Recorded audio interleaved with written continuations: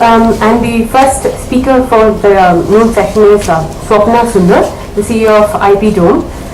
She will be talking on how successful strategies by various Indian companies are used while they enter a new market. So I request Swapna to please come on stage and take us through the process of commercialization of Indian technology and innovation.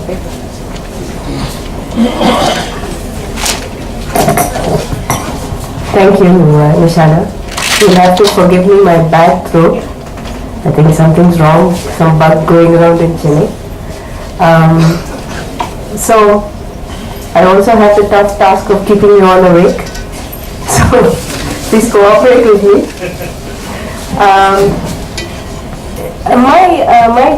My subject is about commercializing Indian innovation. As you might know, I'm working with Indian innovation as a lawyer, as a patent attorney, and as the CEO of IP Dome.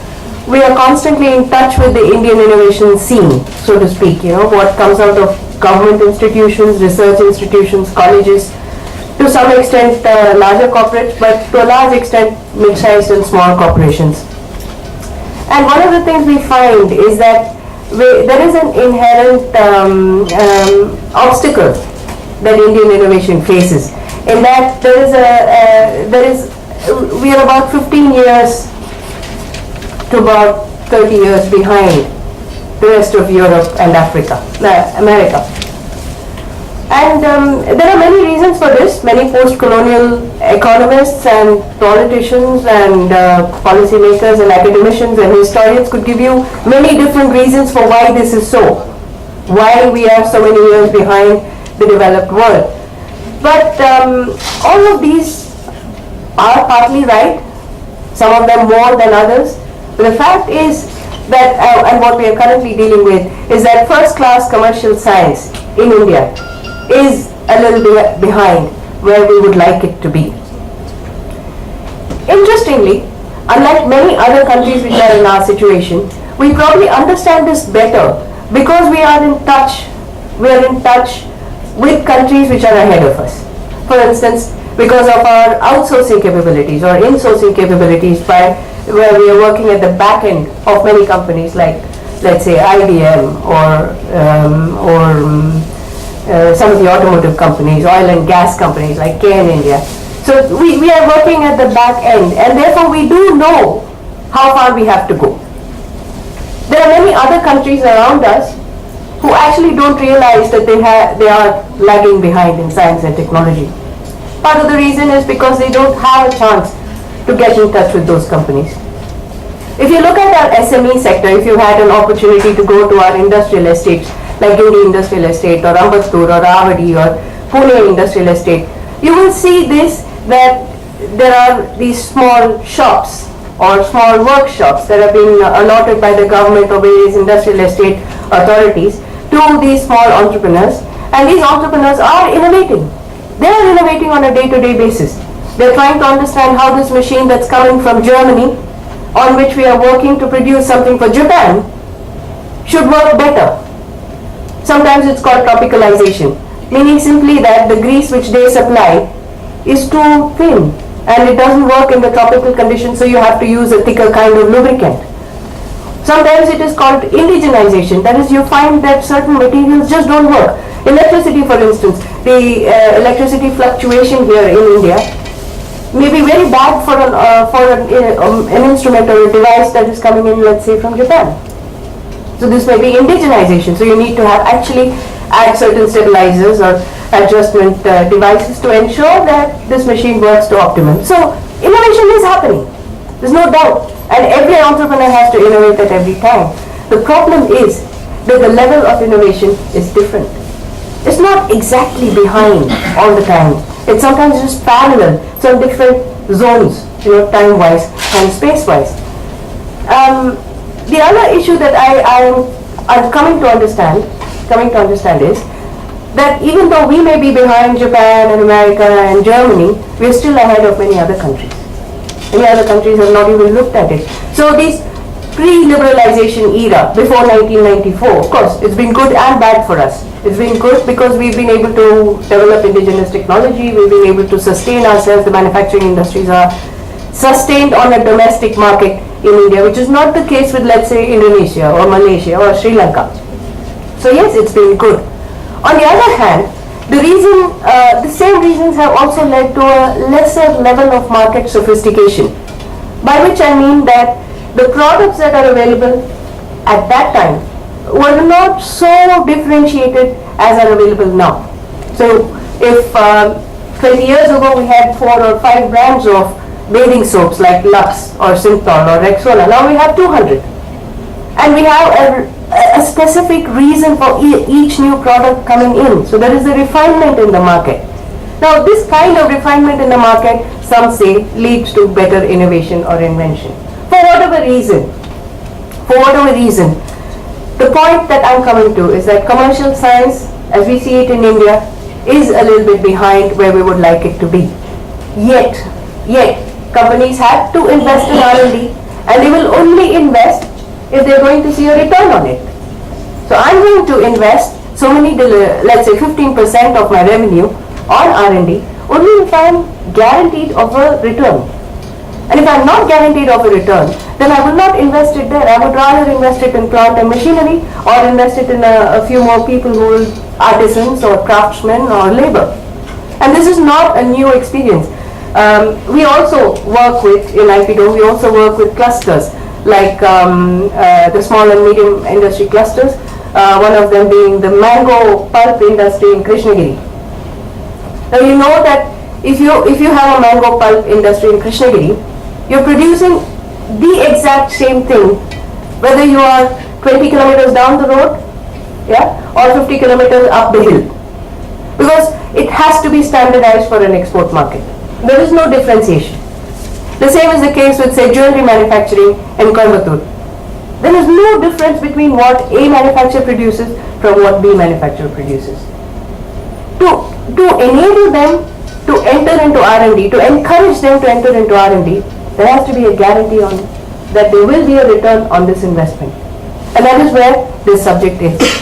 How do you guarantee a return on investment for innovation or for science that is not at the level where we would like to see it?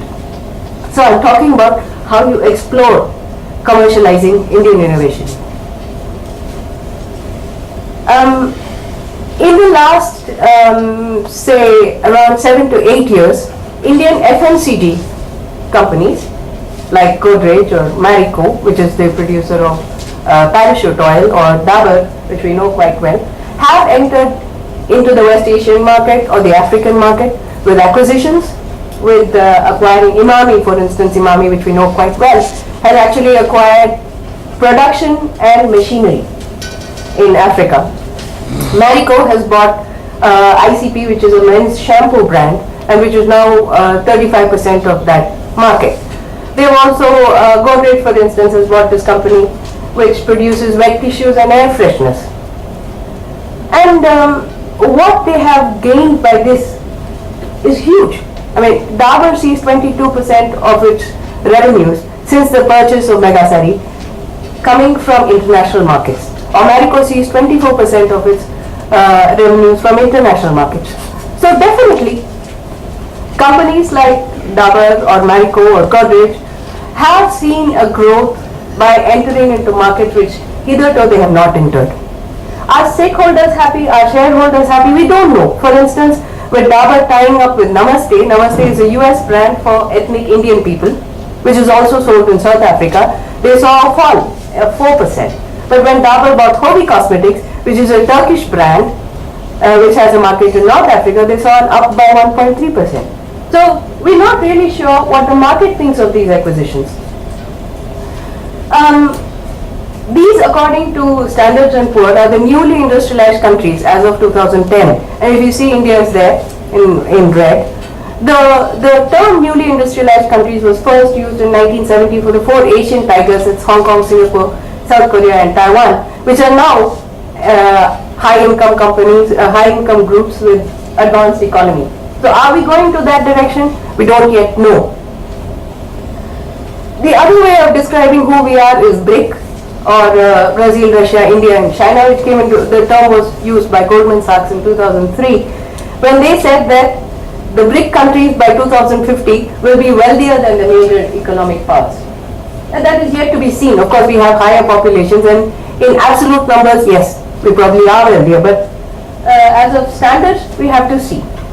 Moreover, intra-BRIC trade, that is between say Brazil and India or Russia and India, the trade has grown by 30% since 1999. Now it is about $106 billion, which is quite huge, except that 78 billion of those dollars comes from India-Russia. So India-Russia is an old trade. It's not particularly a post-BRIC trade. The IPR index, of course, this is by Property Rights Alliance, which is an American organization, which is also the Americans for Tax Reform. So they have come up with this index as of 2012, where they have ranked different regions of the world by their understanding and by their commitment to the IPR regimes and protection of IPR regimes. You see, North America is right on top and Africa is right at the bottom. So there is this vast difference between products and trade that's going on in these countries and the actual understanding of what these countries think of IP protection. So USA or Canada may like to work with Africa when it's buying their tea or buying their textiles, but does it want to transfer IP to this country? Or do they want to use African IP in their country? These are the questions that arise when we talk about intellectual property rights in this context. So in fact, the BRIC countries with whom the trade is increasing, you say, are in the lower 7 of the rank. This is something I read in one of the Forbes commentaries. So this author says that in these countries, IP enforcement is seen as a commodity, and filing for a patent is tantamount to handing your blueprints over to a competitor. This is what many countries think about India as well. I'm sure that Stephen Adams can tell us a little more about this, but there is a lot of feeling about that India and China don't really respect IP at all. They have no sense of IP protection. They don't recognize copyright. They don't recognize patent rights and so on. Is it true? Yes, to an extent it is true. But the fact is that if you need to approach this market and make profit out of it, then you need a strategy that's different from what you would apply in a country, let's say, like Canada or Switzerland or Liechtenstein. And this is what we've been talking about since the morning, coincidentally, that IP, to be really good strategic tool or tactical tool for profit making, has to operate at this intersection between the law, between the lab, the law, and the market. The market is not just in absolute terms what it gives to the service producer, but also how it operates and adapts to the newer inventions. For instance, I know that currently at least 70 to 80% of college-educated English-speaking urban living youth are addicted to Facebook. So there is great adaptation there. But at the same time, are they also capable of producing Google? Or are they also capable of producing a product like Facebook or like Farmville or any of the games that are available on Facebook to which they are addicted, like Zynga? That's a question that we have to ask, and that, I believe, is the real question within this interaction that we're talking about. We have been also talking about IP as a monopoly and a negative right. And yet, in the course of the last few years, let's say in the last 10 to 15 years, we are seeing an increasing web or complexity between the way IP is used as a monopoly tool, a tool to retain monopoly, as well as a collaborative tool that is to build new trade links. This is an example. Let me see.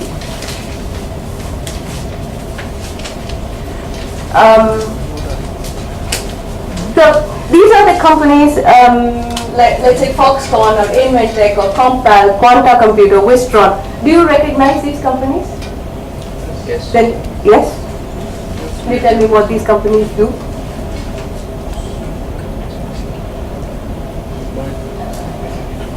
I'm sorry? You can recognize them. Yeah. So these companies are actually the back-end producers of Apple and iPods and iPads and products from Microsoft, Acer, Dell, Lenovo, or any of the brand named electronic goods that you buy are actually manufactured by companies like Wistron, Compal and Inventec. In fact, we know Foxconn. Foxconn has a quite a big center in Metz, near Tambaram. So these companies actually own more patents and more design rights on iPads and iPods and Apple notebooks and laptops that are produced than the brand name manufacturers.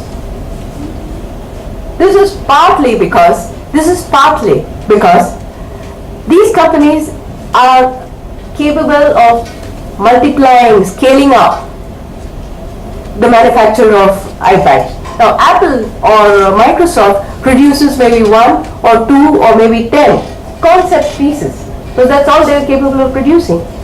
The companies that actually improve the scale up of the production and produce millions of them are the companies that are based out of Taiwan, which are called Compal, Inventec and Foxconn. Before I go into it more seriously, there's one more aspect that I would like to discuss. This is a continuum of innovation that's been provided by Linda Katehi of the University of California, where she says that in a country like India, since most of you are in the university sector, you would also recognize this, that the basic research and the translational research that happens within the university. And at the time that it comes to the market, the product is not ready for the market. The industry partner enters quite late in the production of the product, and therefore by the time it reaches the market, it has either lost the market or it is not up to the standard of the market. This is a far more useful model to follow, where the translational research happens with an industry partner. A good example that I keep facing is in let's say in Anna University or any of the engineering colleges that we work with, they have a product that is developed to say 15 to 20%, which they want to commercialize with an industry partner. What happens is the product is either at a very low level of production or a very small scale of production. So you have 10 liters of a chemical or 2 test tubes of a chemical, which is really not sufficient to even do a pilot study. So this is something that is more relevant, where the industry partner works closely with the academic partner. One more bit of information. This is the average revenue per mobile phone user per month in different countries. The reason that I'm bringing up this statistic at this point is to show that the variance in the use of different technologies in different markets and the value that these different markets assign or allot to different subjects or different products is greatly differentiated. You see, for instance, per month in the United States, the average revenue per user is about $50.7, whereas for India it is $6.5. And yet, you see that the Indian market is where mobile telecom operators want to be. It's just because in absolute numbers, we are a large market. This is a case study that comes from our experience, one of our own companies, one of our own clients.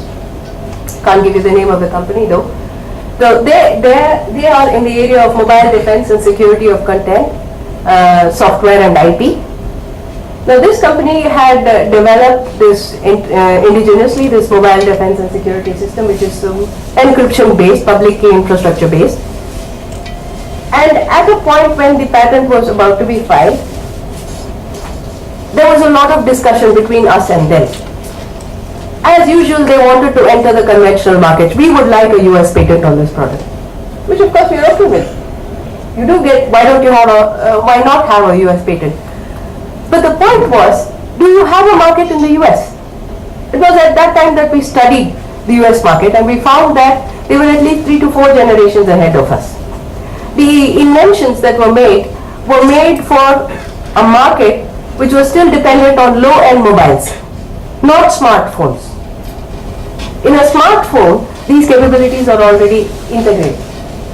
So we therefore looked at the various other areas where we could go, and eventually we settled on the Republic of South Africa and ARIPO, the ARIPO countries which Steve and I spoke about this morning, and the Mara River Union. There's 7 countries in the west of Africa. It's actually worked. It's actually worked. Profits are trickling in. They also have local partners, joint venture partners who are interested in the product. This would never have happened for this company in the US or the EU. So ultimately, we need to look at where the market is. If you look at the profit column, 5.5% growth in GDP in 2011. The rate of return in Africa has averaged 29%, and Africa grew at 22% annual rate since for the last 5 years, and we are at 7 to 8% in India.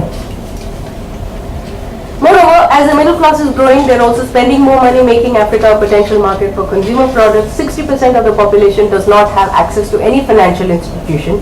I'll tell you why in a minute. That is important. And like India, Africa is a fast-growing mobile telecom market. Products which work in India should work in Africa, as Africa is in the same condition that India was about 10 to 15 years ago. I would say it was even smaller. The gap would be even smaller.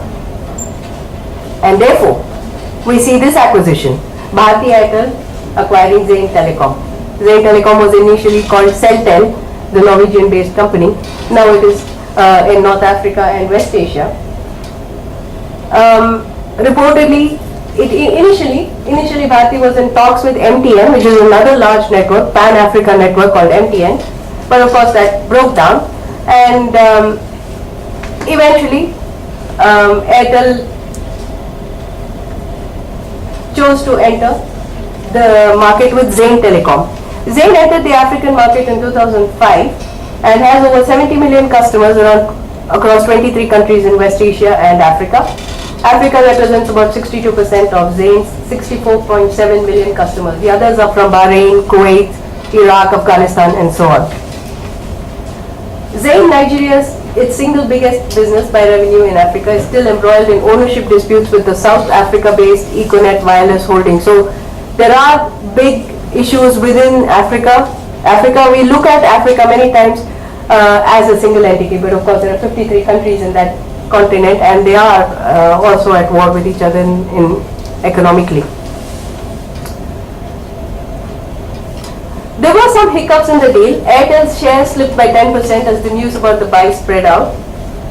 And this happens because we are still quite not sure what we are getting into when we are getting into North Africa. Zain's African operations incurred a loss of around 1 million in 9 months. And this deal seems to strain Bharti Airtel's balance sheet as well. We are now looking at this slide because we're trying to understand where we are. As far as the BPO sector on this road, on OMR is concerned, we're probably at the knowledge economy phase. I'm sure that most of the companies in Tidal Park and Ascendas in the knowledge economy stage. Others are not. IP is not a new thing to India. Much as people would like to explain it to us that way, IP has always existed in India. It has only existed in different ways. In the agricultural economy, it was trade secrets brought about over generations. So how to plant, what are kinds of pesticides to use, where to use, how to use.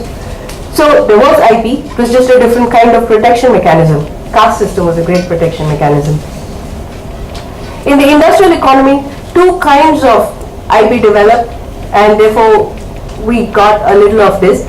The first is the scientific development on platforms, and the second is standardization and rationalization. I would like you to look at the standardization and rationalization part, because this is what really keeps our economy going and moving even today.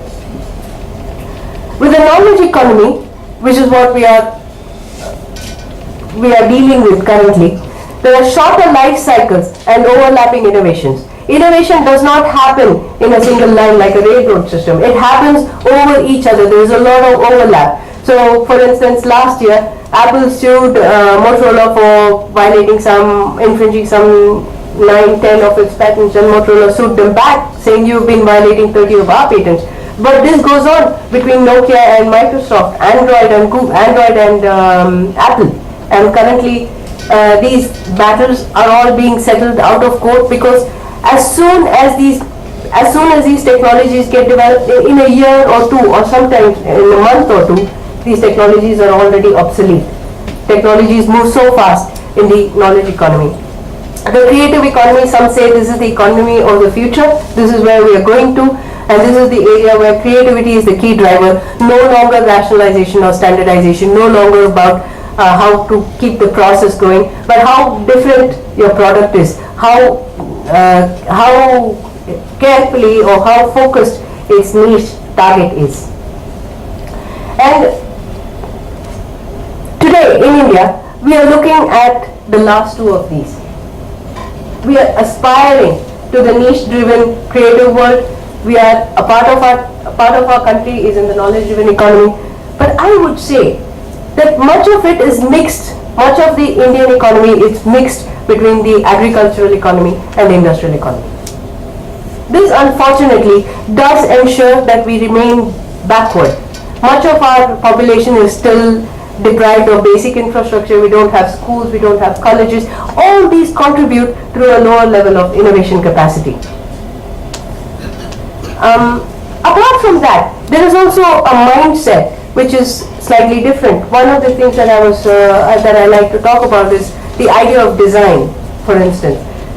There is a difference between design and decoration, and very often in India there is no clarity between that. For instance, if you see a really well decorated building, you tend to say it's designed well. Or when you see a dress or clothes that have a lot of different patterns on them, we tend to say they are designed well. But actually, the way the world has moved, design is about functionality, no longer only about aesthetics. As Guru Steve Jobs says, it's not what we think design is. It's not what it looks like and feels like. Design is how it works.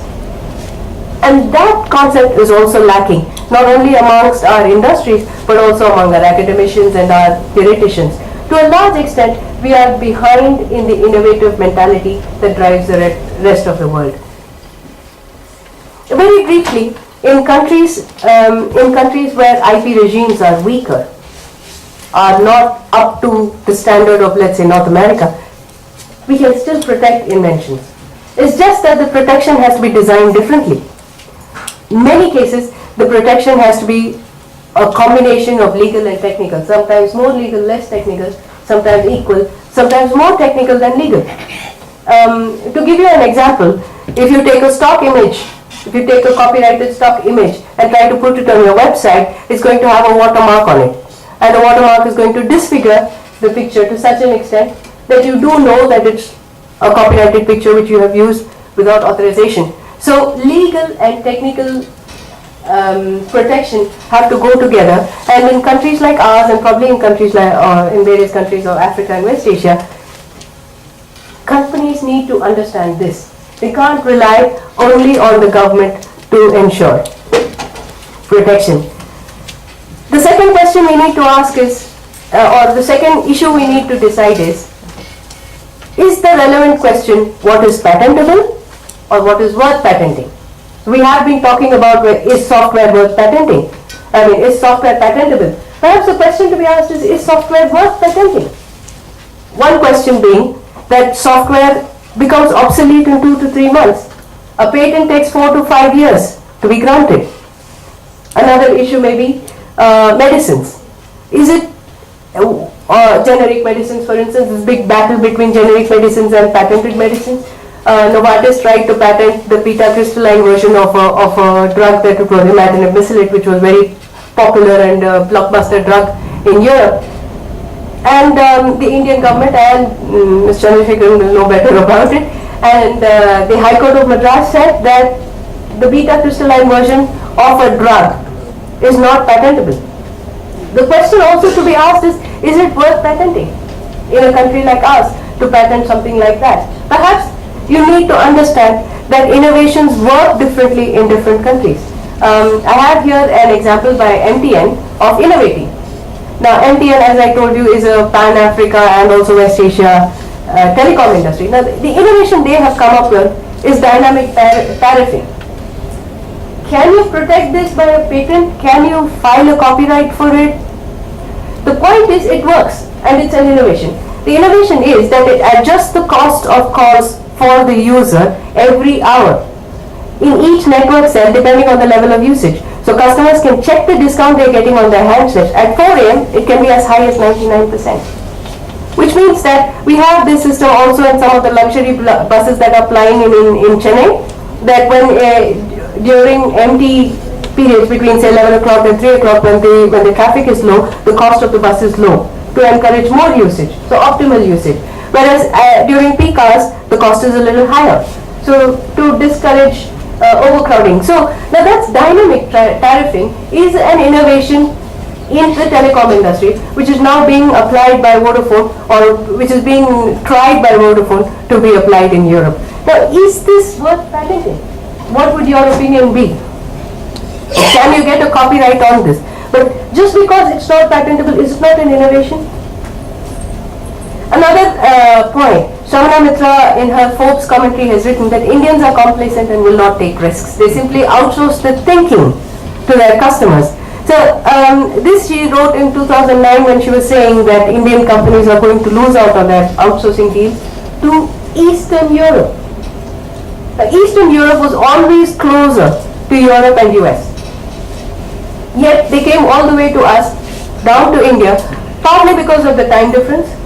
Yeah, and the second reason because the labor cost was much lower. 1:6 and 1:3. But now, according to Shamana Mitra, it's going to move back to Eastern Europe because they are willing to take more risks and they are willing to innovate. It's not just that they're getting cheap service, they're actually getting thought out service. This is what she said in 2008, we are yet to see, but what we do see is that 30% of outsourcing has already moved to Eastern Europe. And interestingly, Indian IT companies including Infosys, Wipro, TCS and Genpact, including Patni also have moved their outsourced units to Eastern Europe. So you have here Wipro has a 250-seat center in Bucharest, Romania, and Infosys has 450 seats in the Czech Republic. So what are we seeing here? Is innovation only that which can be protected by patents and copyrights? Now a small example.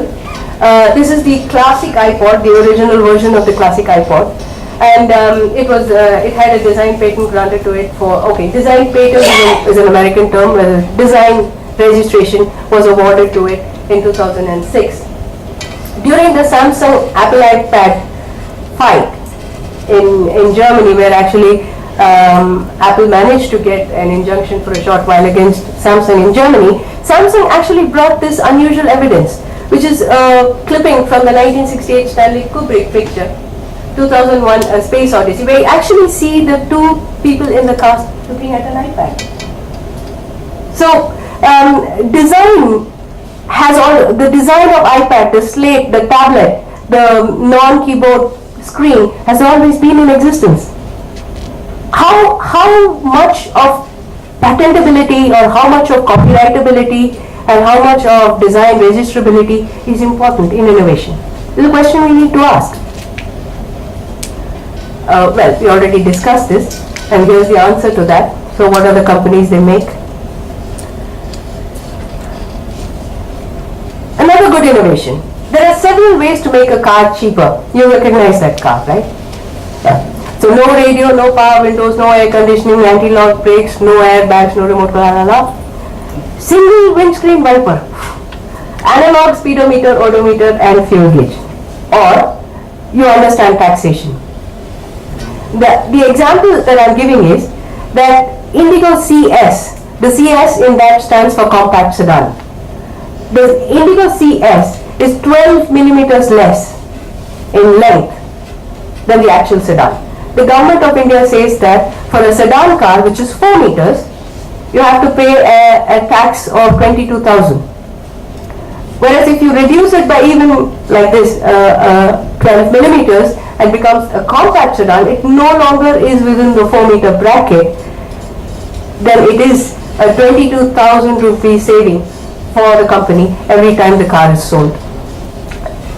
Isn't this an innovation? A design registration, yes. Is it a patent? Can it be patented? Is it a copyright? And then, interestingly, within 2 years of the Indigo CS, now we have CSs in various other cars as well. And in fact, I was so, it was intriguing after I understood this, that Nissan came up with a car which is actually longer than 4 meters. So, it's created a whole new market where you say, are we going to sell you a short, give you a compact sedan for the same price, or are we going to actually give you a sedan? Now that's a new innovation in the market. African mobile innovations. So we've been ahead in the mobile innovations. Let's look at some of the African innovations and how they are using low-end mobiles to improve the lives of their people. M-Pesa, which is also in Afghanistan and Fiji, gives people who do not have bank accounts a safe way to transact with money. Safaricom actually allows customers to earn interest on their M-Pesa balance. Fundamo provides mobile banking services to people around the world, and at last count about 180 million people, to people who don't qualify to or have access to a bank account. Mixit, free online instant messaging system and at a fraction of a cost. This is interesting. Ushahidi is a powerful platform that captures information during a crisis. This is actually invented by the inventor during the election campaign, where he actually created the platform so that people could crowdsource, could actually upload down information in the field, and then the platform has been now offered to third parties. It was recently used as quickly as 2 hours after the Japanese earthquake, and earlier this year in locations where there was crisis like violence, like in Haiti and Libya and in India. I don't know about the use of this product in India. I got this off a website. So if you have information, it will be interesting to know. And Jamix, which is a mobile instant messaging service, which allows for several mobile and chat social network streams to coexist together. This again started off as a helpline.